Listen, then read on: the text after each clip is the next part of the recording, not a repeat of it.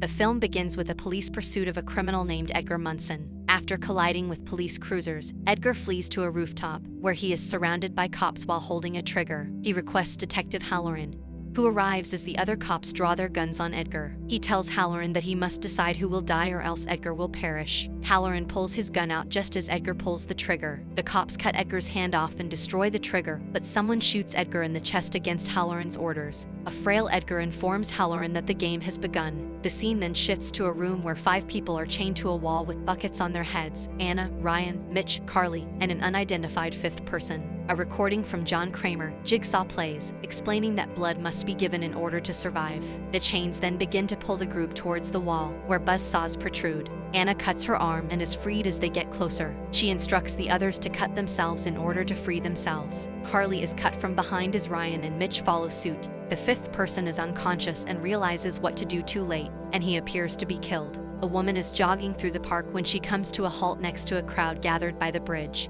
When she sees a body hung from the bridge by the neck with a bucket over the victim's head, she turns around and screams. Just as Halloran and his partner Hunt arrive, the body is brought to the mortuary and examined by forensic pathologists Logan Nelson and Alina Bonville. Hunt expresses his condolences to Logan, whose wife died recently. The buzzsaw appears to have severed the head from the body. A jigsaw puzzle-shaped chunk of flesh has been removed from the neck. Kramer pulls a small audio file from the neck, stating that there are now only 4 left. The 4 victims are now imprisoned in a barn, their chains still around their necks. They begin to be drawn towards another possible death until Mitch grabs a tape next to the infamous Billy puppet. The chains come to a halt, and another Kramer audio recording begins to play. That one of them has been poisoned, and there are 3 needles in front of them, one with the antidote, one with saline solution, and one with hydrochloric acid. Kramer specifically mentions one of them as a purse thief. Carly, it turns out, stole a purse from a woman who later died after having an asthma attack and being unable to reach the inhaler in her purse. Carly notices one of the needles has the number 3.53 on it, which is the amount she stole from the woman and the value Kramer places on her own life. Until Carly takes a needle, the chains begin to pull the 4 up towards the ceiling to hang them.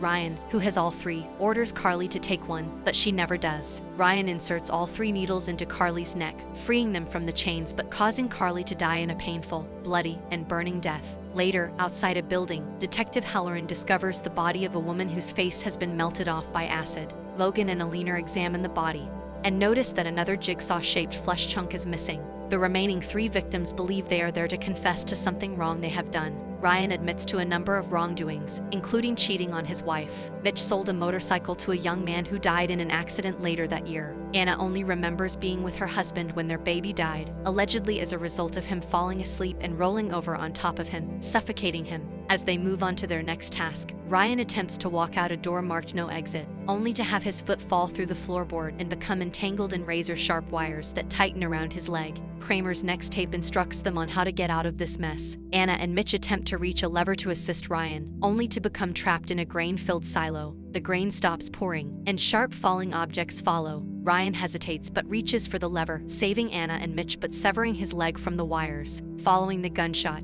Edgar was placed in an induced coma at the hospital. He then vanishes when no one notices. Halloran orders the excavation of Kramer's grave because he believes the Jigsaw killer is still alive. When the cops open the coffin, they discovered Edgar's body inside. Logan and Alina meet in a bar. He expresses his distrust for Halloran and suggests that he may have shot Edgar on purpose during the initial rooftop standoff. Later, Alina invites Logan to her studio, which is filled with replicas of Jigsaw's traps. She admits to having a strong interest in his work, but is concerned that this will lead to her being implicated in the recent murders. Hunt, who followed them, takes photos and intends to show them to Halloran, but Logan convinces Hunt that Halloran is the true culprit. Back at the barn, Mitch is put to the ultimate test. He is strung up by his foot and slowly lowered towards a mechanism that will shred him. The next tape shows Kramer telling Mitch that the young man he sold the motorcycle to was his nephew, and that Mitch gladly accepted the man's $600 despite knowing the brakes were faulty, and Kramer's nephew was soon hit by a truck.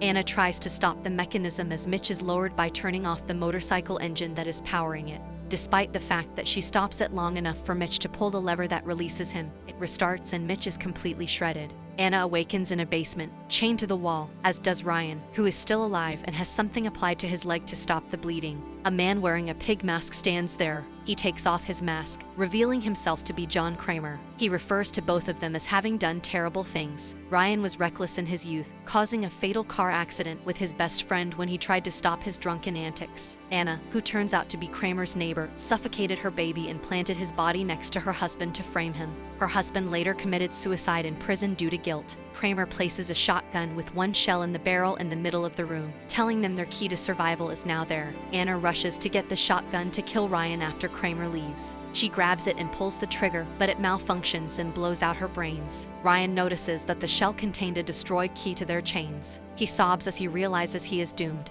Logan and Alina walk over to the barn, only to be discovered by Halloran. Alina escapes, but Logan is apprehended by an unknown assailant. Logan and Halloran both wake up in a basement with laser cutters strapped around their necks. They are standing in the middle of the room, holding two buttons, with a final tape giving them the option to kill or save the other. Halloran takes the initiative and presses Logan's button. Logan admits his sin as the lasers begin to activate. He was the doctor who mixed up Kramer's X-rays with another patient, meaning his cancer could have been detected earlier. Logan appears to be killed by the lasers, and Halloran believes he is free until he is pulled to the back of the wall, and the lasers activate on his device. Logan then comes to life. He removes the device and walks over to pull off a sheet, revealing Anna and Ryan's long decomposed bodies. Logan tells Halloran that he was the fifth person caught in the initial trap, and that it happened 10 years ago. Kramer let him live, knowing Logan had made a simple mistake, and took him in as an apprentice to carry on Logan's legacy after his death.